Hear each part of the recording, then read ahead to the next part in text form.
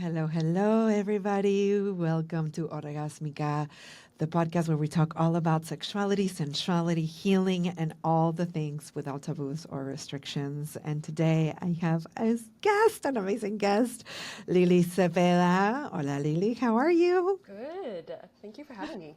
Oh my God, thank you for being here. So I know you from a mutual friend, Yes.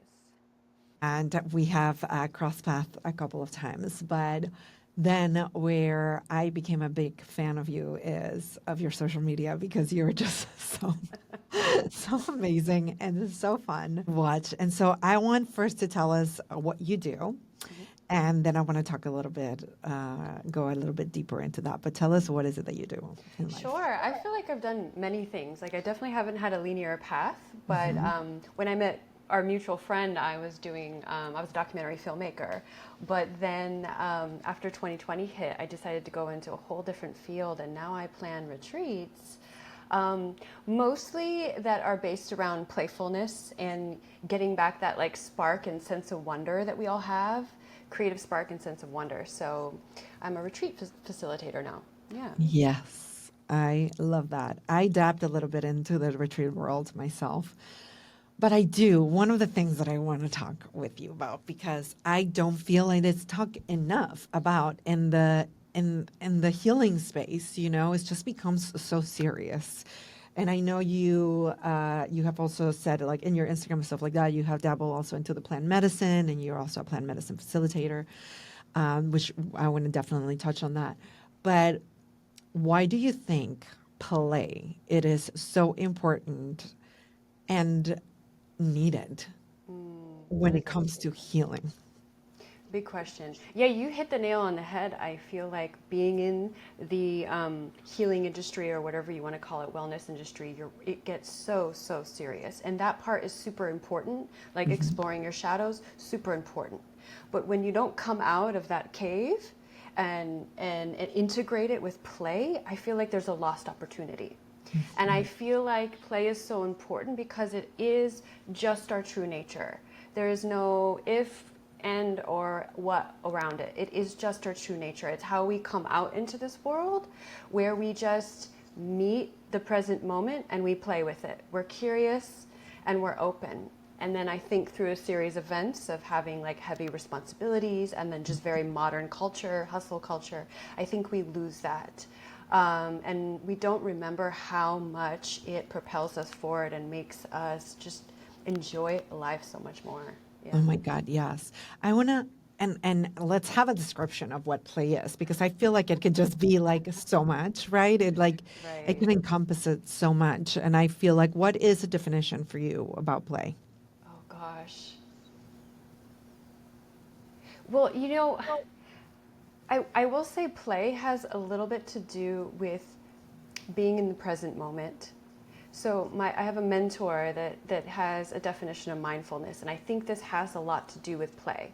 Hmm. So his definition is being in the present moment and um, being in the present moment, meeting things just where they are with curiosity, kindness, and a sense of wonder. And I feel like Mm. that's the beginning of play, right? So if you think about when we were children, we wouldn't go to the playground with an agenda. We would just meet the moment with whatever was, and then we would go with Yes, openness, with curiosity. And yes. that's the beginning of play. To me, play is also being able to be mobile and free in your body with safety as well. Hmm. Because Hmm. people sometimes don't necessarily feel safe to play, right? Yeah, Or it feels wrong to play or irresponsible to play, right. which is all bullshit. But Yes. yeah, I don't know if I have a definition. Do you have a definition of play? No, I mean, I like the way I see it, and I do talk a lot about curiosity because I do feel like you. I'm in several spaces, and I'm like, yes, in the healing space, in the tantra sexuality world, but I am also in the acting world and producing and writing and all that stuff, creativity. And one of the things that I love that acting and that world has taught me is that when you approach a character, right, you don't judge it ever. you become curious about the character. And I feel that opens so much. And like the way that I got that installed from since I was, like 11 or something when I started acting is like, don't judge it. You're the villain. Don't judge it. Like, why are you the villain, right? Like, why is this villain so hurt? Why is this, it's like the approaching of that. And I feel like that is a tool, like a healing tool that I got from that world, from the acting world, because I do feel like that people lose their sense of curiosity and they replace that with their sense of judgment. And it's a replacement that I feel like it hurts us in the collective, as a collective, so much, but it also hurts us from ourselves, instead of like approaching it like, what do you think that person does that? Especially when it comes around sexuality, so many people are so judgmental about others people's sexual preferences, but also what they want to do. You want to open your relationship, you want to be a polyamorous, you want to like whatever it is. And a lot of people's reactions towards it, it's like, I would have never, like, what would they do that? Or like, there's like a judgment that immediately gets put upon. And that is judgment. I feel like it's closed. And then curiosity opens up like millions of other worlds, right? Yeah. Even when you're having a conversation with somebody, if you're curious, you just can dive deep into the world of that person. And if you're judging them, you're closing that conversation. You don't want to know anything about anybody else except Yeah. yourself. Yeah, it's expansive, and I think of it in terms of also the nervous system, because sometimes at our retreats we talk about the nervous system as we're doing yoga and different movements Yeah. and stuff. And when somebody is in a dysregulated state, whether it's like sympathetic, like fight or flight, or whether it's like that shutdown, their world becomes very narrow and they contract away, right? And so then you start to see the world through those eyes, through that lens of whatever state you're in, because story always follows state. So the story I'm going to tell myself about the world, if I'm in flight or fight, is probably going to be bad and with judgment, like you said. But the story I'm going to tell myself if I'm in that like curiosity mode is like, wow, the possibilities are endless, right? And then imagine how much more playful you could be when you think the possibilities are endless. Right. Yeah. Right. When do you think and why do you think we lose the sense of playfulness? I mean, you want the truth? Yes, I do. I think a lot of the reason is that I feel like I think part of it is our parents are trying to do the best they can, and a lot of that time has to do with rule following, right? And trying to behave, and in that we kind of we learn a system. And then I think that is also backed up by school institutions. Like how we learn in school as kids when we should be playing is usually 6 hours at a desk, right? Right. Raising your hand, learning when to speak, when not to speak, learning, when to answer, when not to answer, and not necessarily learning how to critically think or ask questions. So I think when you have 12 years of that, and all you're thinking about is like, which university am I getting to, or what job am I getting? It's easy to detach from the truest nature of ourselves. So yeah. Yeah. No, I definitely see it so much in the school system. Especially, I don't feel like it's meant for a lot of us. I know I had a really hard time sitting still, and my whole generation was put in Ritalin. I don't know if you were, but like, you know what I mean? It's like, you're just too distracted. I'm like, no, I just don't want to sit down for 6 freaking hours in a desk. Like that is the situation. It's really hard to sit for that long, for that time, for that amount of time. When at first, like, there's a specific age where, school is all about play. In kindergarten, it's like play here, play there. It's like to distract kids. And I see it with my nephews who are like 4 or 5. And now I see my nephew that is going to elementary school. And there's a shift, right? It's like, no more play. Okay, focus and learn and the thing and the that, and it's like this like change of play is something now that you have to earn. Right. It's separate, which is so funny because there's some research that shows that you're more likely to remember something or embody something like new knowledge when you're in doing it in play, where it takes you like 10 times longer to learn if you're just doing it in memorization or if you're not in play. So it's so against all the research as well, you know. Yeah. And I mean, it makes sense that we teach kids with play at first, right? We teach them how to speak and play. It's like with songs and noises and like, this and like the whole shebang. It's like that's how we are taught how to speak and how to learn colors and how to learn numbers. And it's just like it's all play. They're not sitting us down at two and it's like memorize this number, and then it switches. And then I remember for me when play became silly, it's like culturally where I was, it's just like it was not cool anymore. Yeah. And so then if you wanted to play, then it was looked down upon. Totally. And so I feel like that's when I disconnected the most with play, when I felt like I had to pretend to be somebody else and play was not cool anymore. Totally, totally. And even growing up too, sometimes I would watch adults and I would watch how they go to work, and maybe sometimes even people have like a work voice, like there's a certain voice, and then the way they sit at the computer and I'd be like, wait, this is it? Like this is what, like I just never understood why we turned into robots. Like nobody was answering me. I was like, wait, that's the choice, Yeah, is that the choice we're all making? That's the choice of the collective that I we're guess making, so. that we're all so fucking serious. Yeah, no, 100%. And I just also feel like play has a levity to it and a not so seriousness to it, which, yes, I also love serious and shadow and like the intensity and all those things. But I do believe that there is so much medicine and the levity of it. I think when we take healing to a point where everything is so serious, I feel it takes away from integration in a sense. Yeah. Don't you think? Like there is like a missing piece. Also with plant medicine, because I have had and I've done plant medicine and I've met a lot of people in that space. And I just feel like when a lot of people go like so many times to do plant medicine, right? And they're all like, oh my God, yes, like I know this, da da da da. And then they do it again and they just say how, they confronted their worst fears and their worst shadows and like everything is just a fucking life and death and like it's just like so serious and Yeah. intense. And then you do it again, you do it again. I'm like, where is the integration of all these things that you are experiencing in the darkness? Because if you just want to stay in the darkness, there's no integration if there's no light. There has to be a yin and the yang towards it.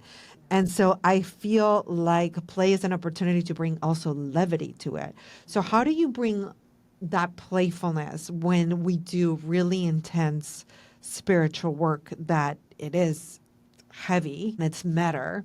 How do you balance those things? Yeah, you're speaking my language here, because one of the things that my colleague and I did is that we were very intentional about the retreats we did. It was mandatory 7 days, and part of it was so that people could see themselves unravel as we're there, right? It's not just the plant medicine. Integration is also just sitting out in nature and hearing your own voice. Like, what is your own voice? Like, it's also just being in community. It's dancing. It's drumming. It's, like going out and exploring the town again with new eyes, right? It's adventure, it's stillness. Like, so we would purposely design the retreat so that, yeah, sure, there's the shadow work and there's a reason you came here and there's a reason that you feel like you need a change and a shift. But then also you're going to be able to have to take these tools out into the real world. So let's start now. Let's start integrating that into your body, that sensation that it's okay to be free. So we would balance it with a little bit of the serious, but also, like I said, there was dance, there was play, there was just shooting the shit, as just like being in a circle with women and just, like you were when you had sleepovers back in the day, right? Oh my And God, you yeah. stayed up and you laughed all night. Like, how does That that those are, feel? yeah, those moments for me are one of the most sacred memories that I have, when I was like in summer camp or Right. when I was like doing that and we were like just laughing about the stupidest things or sharing songs and like dressing like those artists and like singing like it is, and it's like those moments where I felt so seen without having to, but like so much joy and happiness. And I think I got that back when I went to those spaces, because I told her that I was like, okay, like I separated from that because it was not cool enough. But then in places like camp, right? And in places like different spaces that I was part of, that then it was acceptable. Right. So I know it's not so acceptable in the world. People expect us that we are grown-ups and, just be serious, like, Totally. I still get called like, weird, or sometimes you'll get called crazy, mhm, right? Or whatever it is. Like she yeah, must be on wherever something. She must be on judgment something, they want to put upon. Yeah, so every judgment they want to put upon, and I also definitely get those, like, you're weird. And part of like the way I like talking about sexuality is bringing humor and laughter to it, because I'm like, people need to remember that sexuality and sex, if you just make it so serious, it is not that fun anymore. Yep.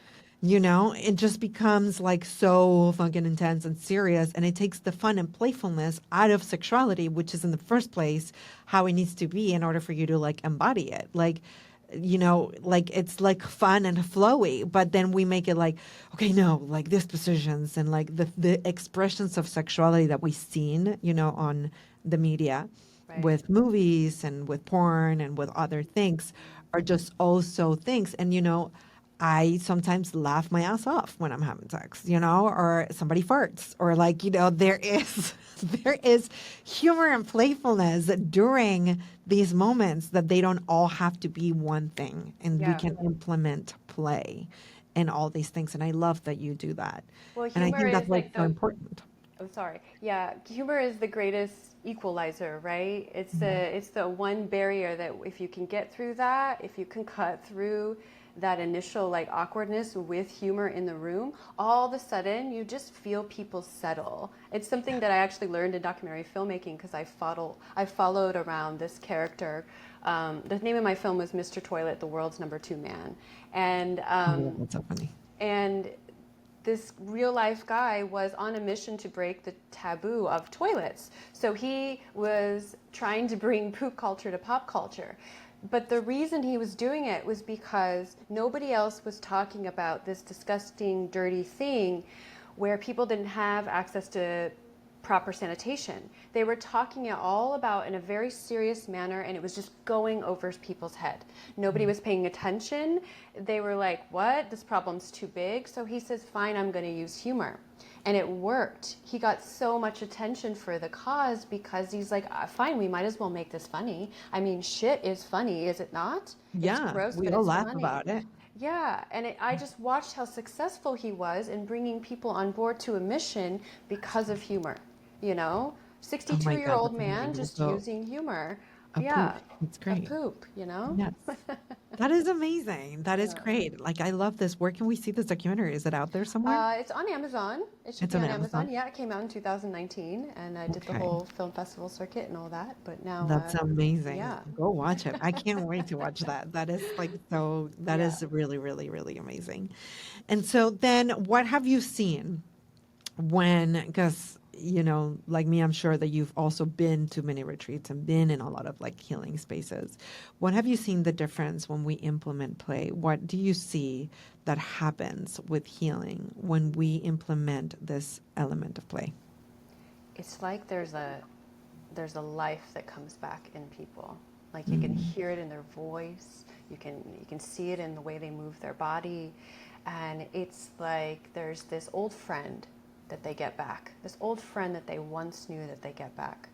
mm, Um, and I think a lot of people end up realizing that healing isn't about fixing something that's broken. It's just about remembering. mm, mm. So I think that empowers a lot of people, because sometimes we come to these healing spaces hoping that we'll just be different, right? That there must be something innately wrong with us. And all it is they come to these spaces and all of a sudden they remember, right? The wisdom comes through naturally. There's no gurus involved. There's no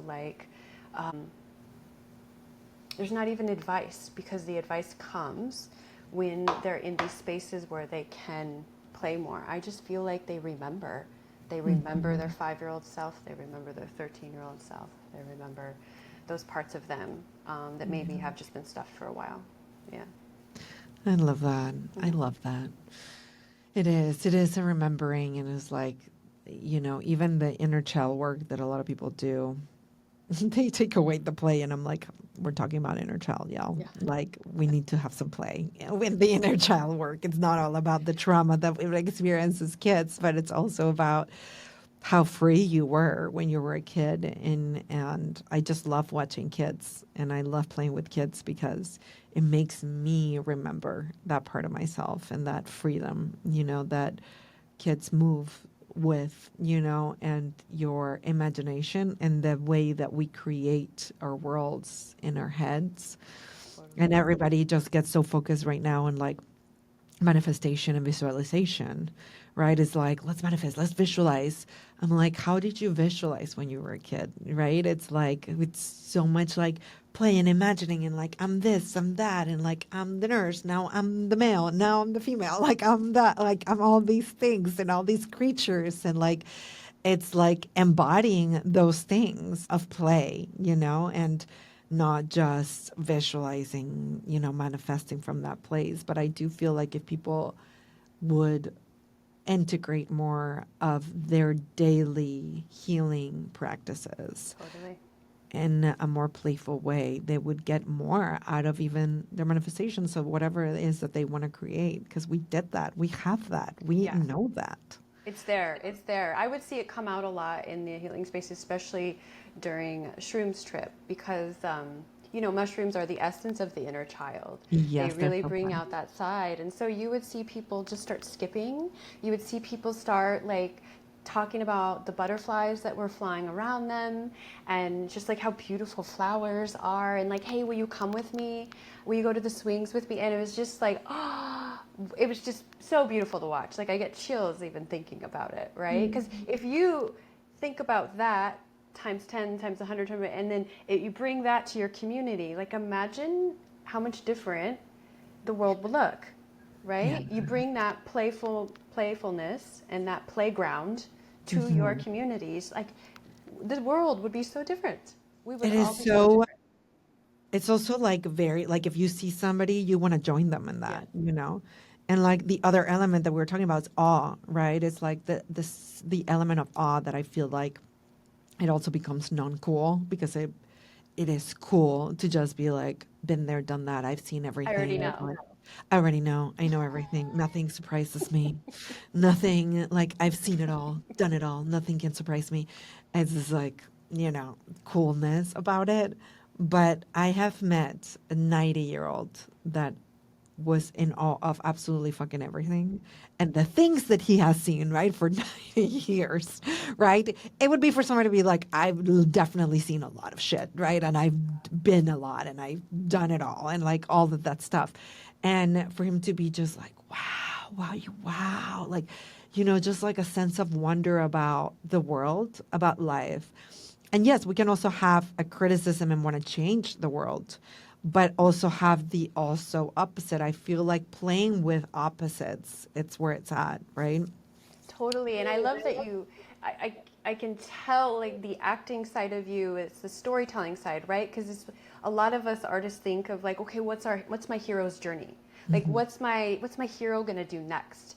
Right? Like, sure, we're gonna have a shit ton of problems, but it's like, how am I gonna navigate this? And all of a sudden, you see how playful that becomes because you're the character, and you're like, wow, I get so many choices. Which turn am I gonna make next? I might as well make this fun, even if it's gonna be a problem.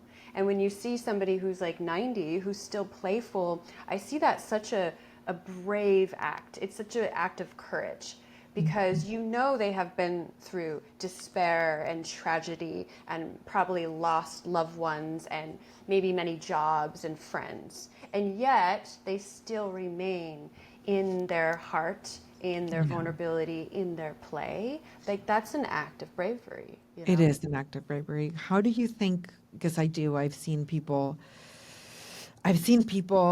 get, we all get disappointed and we all get squashed somehow, some ways, in this journey of being a human being. And there are people that they don't allow their spirit to be consumed but what has happened to them, because I've definitely seen people in the worst of situations, quote unquote, like what I would consider a really horrific part, like losing a whole family or being in a war zone or being in extreme poverty, and then I've seen these people being just so happy and being just so joyful, and it blows my mind, because the idea of like, no, you're supposed to be squandered by life, and if something horrible happens, like, your family dies, so like your child, like you have to just live with the on top of grief, of being a human, because we are going to lose people that we love, and we're going to go through grief, and we're going to lose dreams, and we're going to lose jobs, and we're going to lose friends, and we're just, it's part of being a human, right?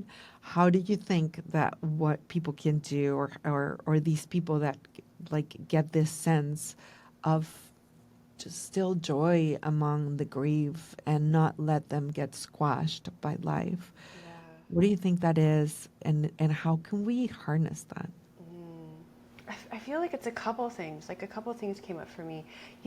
Fully feeling your feelings, whatever it is. Like fully feeling the grief and fully feeling the sadness. Like going there, truly going there. But then also always coming back to being grateful. This very moment. That's when you start learning it's a choice. I find the people that remain in their play and joy and positivity, it's just the Kool-Aid they choose to drink. And I know it sounds so weird to say it like that, but I was just having a conversation with a friend the other day, is that we all can choose what lens we see through the world, right? Whether you believe in God or you don't, whether you believe like the world's going to shit or it's actually getting better.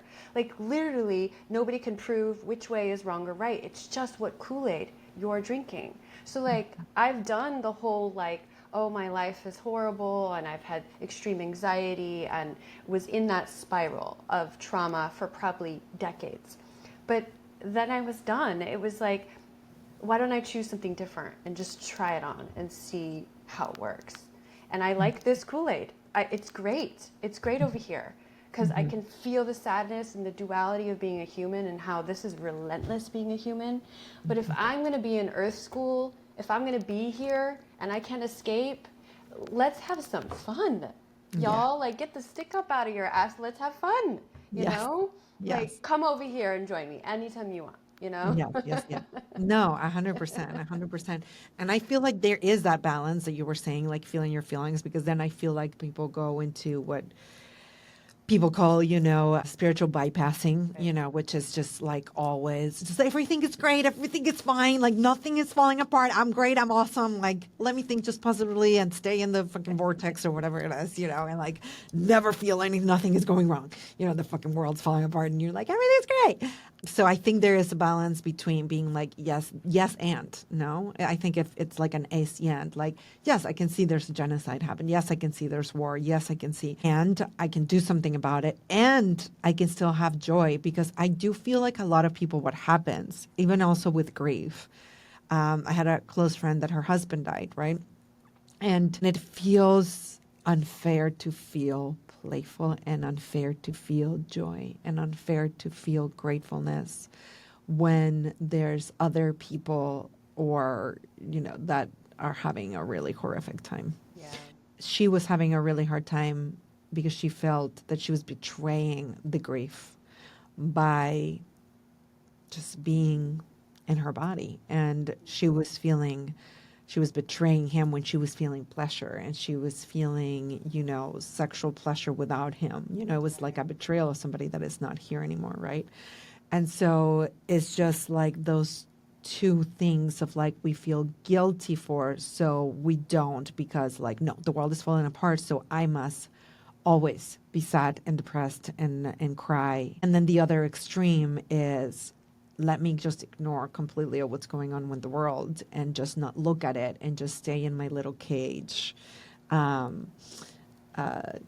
friend of mine called it spiritual new cage instead of Oh, spiritual new age.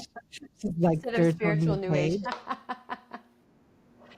Yes. because it can become a cage. You can become in your little cage and not wanting to see and feel and experience what is happening in the collective, and then it becomes a really narcissistic way of doing that. And so I feel like you said feeling your feelings, but what else? Like if something comes up that you want to share when it comes to that. Yeah, no, I feel like you definitely said it because it's like it just goes back to that duality of acknowledging both sides, but then eventually just realizing they can exist together. Like your friend with the grief, it's like that's so human. That's so human, you know, because I've had friends that lost loved ones, and they feel like enjoying things means that they will forget this person. Mm-hmm. So as long as they stay in the grief, then that person won't be forgotten. Mm-hmm. And eventually, though, you realize you can do both. Mm-hmm. You know, you can even feel sadness and joy at the exact same time, Yeah. right? And I think that is why our world sometimes has a hard time, why we even see division in the collective. There's like constant fighting over like left versus right, and like who you're going to vote for. But we have more in common than we probably even know. Yeah. Because if we're all in the same playing field here, and we're all in the same Earth school, we Yeah. all have the same feelings, right? And Yeah. so I think if we were to just acknowledge like some of our difference, but also some of the things that are just the same, Yeah. that we have in common, and just being human, it's just the playing field would be so much more different. It'd be different. Yeah. Yeah. I love that. How would you, what would you tell to somebody that wants to implement play in their daily life? How can they do that when they are disconnected from that part and they feel silly and they feel like they're really disconnected from that and they're just adulting really fucking hard and, just a to-do list and all this stuff. How would they, or how can they start to Right. implement play? Yeah, definitely. I would always say start small, like really small, because like you said, this is the world of to-do list. And like when we in this world try to accomplish something, it becomes like a thing, and then we make more things on our to-do list, and then we just get deflated. And the nervous system works really well when you just give it tiny little steps. Even if in the beginning that tiny little step is I'm just gonna go and wander in a new trail today. I just want to wander by myself in a new trail. That's such an easy, tiny thing, you know. And then maybe later down the road, it's like, what's a class that you've always wanted to gift yourself? What's a class that you've always wanted to take, right? And it doesn't have to be productive. And I think that's something that people have to get out of their mind. That play has to be productive. It has to fit into a box. And I would challenge people to do something that's not productive and just see what Yes. happens with that. But yeah, I would say tiny steps. You know, I've always learned in the nervous system that like when you're in that shutdown freeze zone, you can't jump to like running a marathon, right? Like, No, and right? people do want to, and I Yes. understand that. Like people come to me, clients come to me, and they're like, "Tell me all the things, and give me all the books, and send me all the stuff." And I was like, if I will push you so hard for you to do that, your body will close off even harder than it is right now. It's like little by little things. And so I think the connecting to play, I don't know if you ever read The Artist's Way. Oh, it's been so long. Yes, I think we all artists have read The Artist, right? But it is such a great book. And one of the things that I love doing that implemented in my life and it stuck in my life forever was the dates with myself. And having a date with myself once a week. I have a date with myself where I take myself by myself to a place that I want to. And sometimes it's just an ice cream shop that I really want to and get that in touch with that kid who really just went to get ice cream by herself and like enjoyed the shit out of it. Or went to like a really cool place that I wanted to, or went to the beach and lay down by myself. It's like with no other expectation of productivity or anything like that, except to enjoy my own company and to enjoy my own self. And when you were saying like little steps, that also could be, go take yourself on a date and get yourself some ice cream. Yeah. And I love that advice because what you're doing is almost like learning to become your own friend. And by taking yourself on a date just for a treat, it's that you're listening to that friend. Yeah, I'd like an ice cream today. Okay, let's go. Yeah. Right? And Yeah. you watch how you soften Yeah. when you just listen to that little girl inside that says Yeah. like, hey, can you just give me a little attention today, a little silence, a little rest, or a 100%. little, right? So it's perfect. Yeah. That was a friend from New York told me too. That's just reminded me. We should do this. I'm going to go wherever you are and we should do this. Okay. There was a meetup of skipping. Oh my God, I love this. So I love people this. would literally just meet up and skip Oh around my New God, York I want to City. go. And they were just like skipping in New York City, holding hands like you were freaking 4 years old. And I just thought that was amazing. I was like, I need to skip down the street. Like, this sounds so playful. And everybody also was like laughing their ass off because you were like, this is It's so silly. People funny. are still doing it. It's so So funny. we'll do a meetup where we skip. Yeah. My friend and I had this idea of us dressing up in those really funny onesies, that are Yeah. like made out of like, they Unicorns and things. Yeah. exactly, and then going for a hike or like one of those big sumo outfits and going for a hike because I love to see people's Reaction. face when they're like, what? This is, and so that's one of our plans is to Oh go my on a God, I hike love in that. costume, I if anybody freaking wants to love come. that. That's amazing. That is amazing. So one last question that I ask everybody Sure. is, what is an orgasmic life to you? Oh gosh, what is an orgasmic life?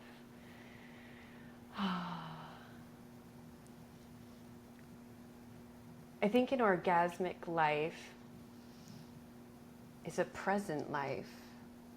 Is again going back to what I said in the beginning is meeting with whatever is with kindness and curiosity. It's so simple, right? Because from that, again, endless possibilities. Yeah. Right? Yeah. Yeah. And you're in your body. And you're in your So, body. Yeah. I love that. Oh my God, that was a beautiful answer. Thank you so much. Please let everybody know where we can find you, where they can follow you, yeah. what you have going on right now. Tell us all about it. Yeah, I do unhinged things on Instagram, so I'm surprised that you responded to that. I love it. Yeah. But at Lili Zepeda, and I'm actually having a retreat called the Playful Pursuit, which is a 6-day immersion into play and adventure and mindfulness and nature. So that'll be coming next year, either in Costa Rica or in Oregon. And I just want, to bring 20, 30 adults and let's just go see what happens. Amazing. Please follow Lili. And if you have a chance to go to that retreat, I'm sure it's going to be so, so amazing and so fun. We need more retreats that are centered on playfulness for sure. Yes. And thank you so much for sharing your medicine, which is playfulness is your medicine. I just see it like that. I was like, thank you for bringing your medicine into the world with who you are and how you embody this sacred thing, which is play, And so thank you so much for sharing all your thoughts with us and this audience. And I hope I get to have you back and we get to create something together in the future. That would be awesome. Well, and I also remember you too for all your audience. One thing I remember about you from Christelle's going away party is that you just danced all out. You were the one person on the dance floor who was taking up the most space, and I was like, wow, I should dance now because you pulled me into your vortex. Oh So my God, thank you. Yes, I definitely do that. I definitely go all out with movement and dancing, and it's just part of my pleasure for sure. Dancing and moving is just so delicious. Oh my God, thank you for saying that.